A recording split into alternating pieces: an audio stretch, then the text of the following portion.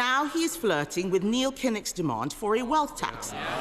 Let's be honest about what that means. This is a tax on all of our constituent savings, on their houses, on their pensions. It would be a tax on aspiration. Will the Prime Minister rule this out?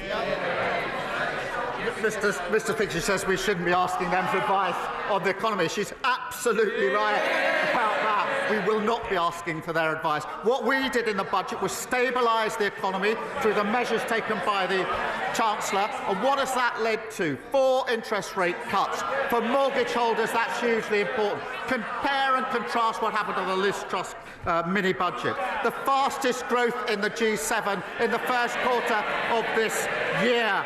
Wages up more in the first 10 months of a Labour government than the 10 years under the Tories. So, no, we don't need lessons from them. Mr. Speaker, in their manifesto last year, Labour promised not to increase income tax, not to increase national insurance, and not to increase VAT. Does the Prime Minister still stand by his promises? Yes. Mr. Speaker, it is rare. It is rare, yes. It is rare that he's able to give a clear answer, but I'm glad that he has done so, because he also promised, in fact, he boasted that he solved the doctor strike. But only a Prime Minister who was so weak and giving 28% pay rise to doctors, only now we see that they're still voting to strike again.